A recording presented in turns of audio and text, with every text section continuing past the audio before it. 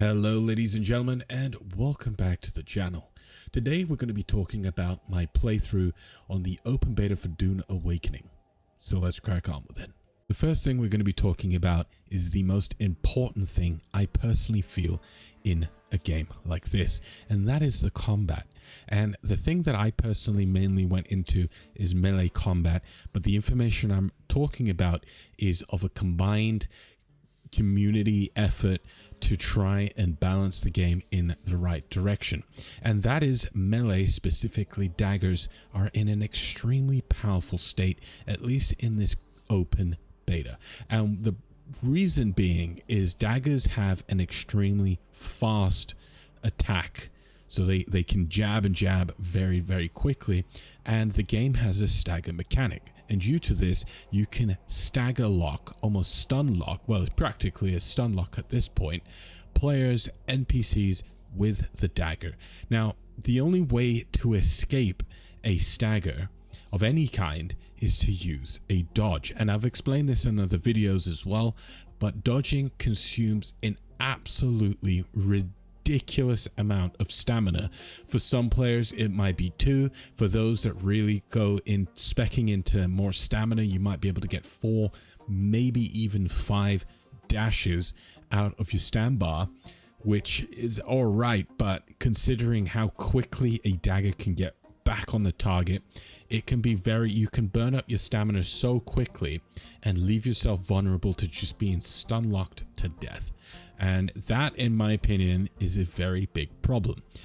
The way that I would change how the stamina system works to try and better focus on these small engagements, these fights, these melee fights, to be a little bit better, flow a little bit better, is something that I explained in my video where we looked at the devs doing a playthrough or a dungeon-esque thing, and there was a group of them and they all PvP'd. And basically my suggestion was that they revamp the entire stamina system. Currently, you can block practically forever. You can run forever, which is absolutely fine. The map's huge. You can also attack forever, which I don't think you should be able to attack practically forever. That's ridiculous. And what I feel like is, if you make contact with a player, be it a block, be it a parry, or be it an actual hit, you should lose X amount of stamina, though it's still something in the back of your head you're thinking about your stamina pool. If you miss and you just whiff completely because someone dodge rolled or was evasive in some way, shape, or form, or you just whiffed, then you should consume maybe 50% more stamina than normal. And what that will do is make people think about, just, do you want to left click spam, or do you want to be a little bit more strategical about how you engage your target? Another thing I feel like is blocking. Blocking should not be practically infinite. You should lose stamina faster than the person who's attacking you loses stamina, but you should both be losing stamina at a fairly decent rate. But the blocker should crack their block before the attacker loses stamina attacking. That way the blocker has to think, maybe I want to do a dodge roll, maybe I need to look into doing a parry instead of just holding right click, which requires not much skill in my opinion, though a parry does require the right timing, and obviously lag and everything involved, we will exclude that, but the right timing, it does involve a little bit more skill to get that going. So that's my way to resolve the whole issue there. I think it might help flow the battle a bit more. Now, the daggers themselves might need a little tone down in how fast they can jab, but that's just a balancing issue in and itself. But I think with the daggers, it really highlights the issues we have with stamina, and it's definitely prominent in this game. Another thing I would love to talk about is the graphics, and the graphics in this game is absolutely phenomenal. You can see little grains of sand moving around in the wind, sand pouring off your rooftop or your bases, which I think is really cool, though sometimes it can glitch and just go through your ceiling, but that's more of a glitch than just graphics. And the graphics in this game are just amazing. And seeing the giant ships in the sky being escorted, and various other bits and pieces like the Sardakar's mercenary ships, which are the ones that have the light coming down and looking for you. It just makes it feel a little bit more alive and not just you're in a barren desert. And I have to say, the sound quality of this game is by far some of the best sound quality I've ever seen, and it should be, considering the whole game is a desert. But yeah, kudos to Funcom. They did do the game justice with the graphics, and yeah, I'm super happy with that. And to be honest, the first time I played this, there was many moments where I'd just be staring and just looking at certain things. It's like, wow, that looks good. And I've played a lot of not so fantastical graphics games recently, and yeah, it's a nice change of pace to be in something with a little bit more graphic fidelity, I should say. Now let's talk about a few of the gameplay loops. That includes building, questing, moment-to-moment situations like the worm, for example, crafting, looting, and gathering. So Dune Awakening's gathering is rather simple. You go find a rock that you need to harvest, or a bit of salvage, or a wrecked vehicle of some kind, as well as fuel cells as well, and you use this mining laser to scan that item and find the best place to blast it with the laser. Now, the thing with this whole mechanic is it's rather simple, but it's also very effective in feeling satisfying, at least for me. Personally, I thought it was extremely satisfying to find a rock, scan it down, and then blast, as long as the blue squiggly line doesn't go under the map, which it can sometimes, and it's in a good position, and blasting it and blowing up the rock. It is something oddly satisfying with the whole very simple mechanic of mining. With the building, I had a few issues with it. It made sense, and I also enjoyed the build pieces that they had in the game. You can make some rather interesting things, even though there are a few restrictions that I wish they would sort of change. That being, if I wanted to flip, for example, a floor into a wall. I'm not saying there were any floors I wanted to do that with, but just as an example, if I could just flip it around like that, because there were certain pieces I wish I could just kind of manipulate in a way to sort of create cool angles and cool little locations when building, but I just couldn't really do that. So you are confined into the pieces that they provide in the category. But outside of that, the building pieces themselves, at least the ones that we had access to, were really cool looking, and they definitely added to that sci-fi Dune-esque feel. One of the issues with building I had was finding the right pixel to slot something in.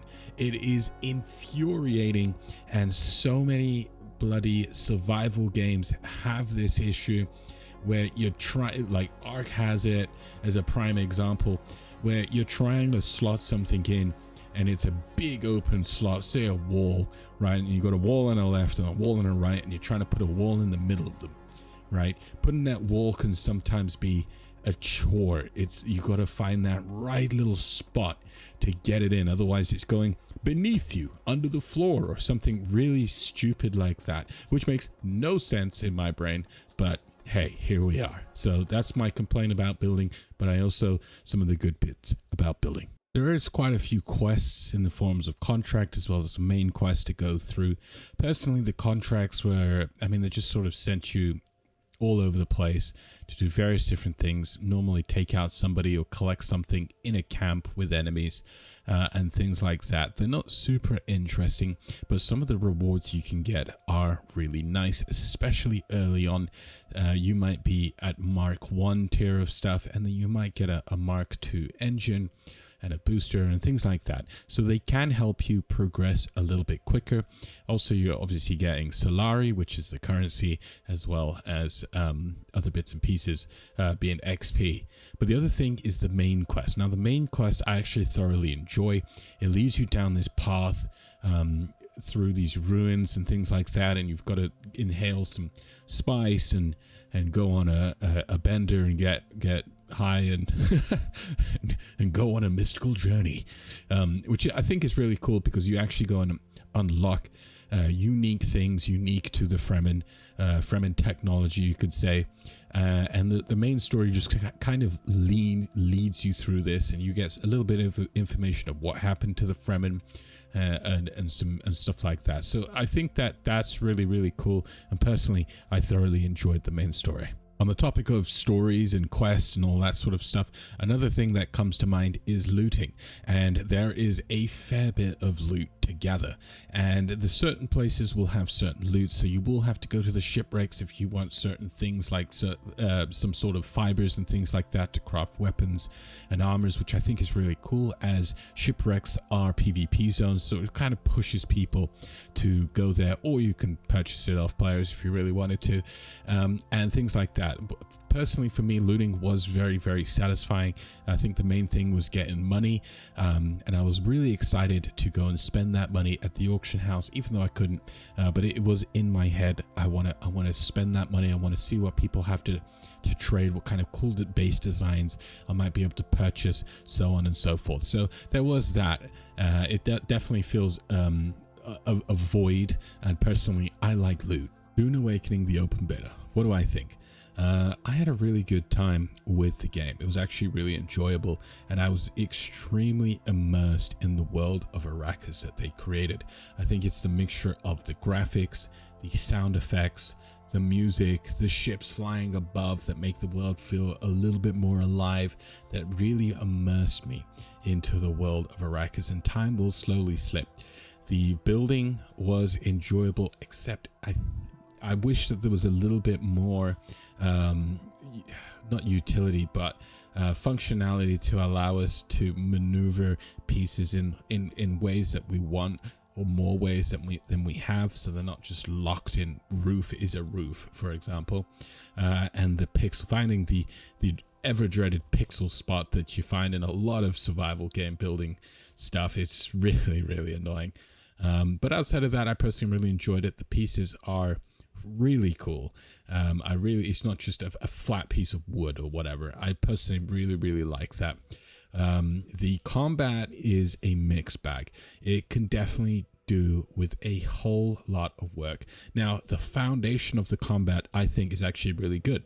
The direction of what they're trying to go with, I think, is really good. It's quite similar to Conan, except Conan, there's a lot more dodge rolling, stamina recharges way quicker, and there's a lot more dash attacking and stuff like that. They sort of took a little bit of a page from the Conan combat and tried to mold it into their own Dune combat, which I don't mind. But the stamina, they gotta rework the stamina, switch some numbers around, change some sliders around or something. It's not massive, but you know, not infinite but near infinite blocking, not infinite but near infinite like click spam. Come on, like it shouldn't be a thing. But the combat itself, the foundation of it, I really enjoy. At least for the melee, the range can be a bit spongy, and you will be forced to go into melee, otherwise you'll get overrun, especially if you're alone.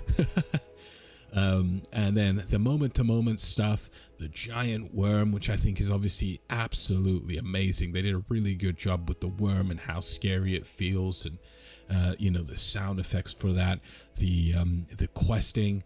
Obviously, I don't know about the contracts, but the main story, at least with the Fremen history, I really, really, really enjoyed, and various other bits. So overall, I would say I actually enjoyed myself quite a bit. I am looking forward to the release of the game. I hope that they iron out, especially in the combat area, some of the kinks, and sort out some of the netcode as well. But with that rambling out the way, cheers all for joining me. Thanks all for watching, and I'm going to catch you all on the next one.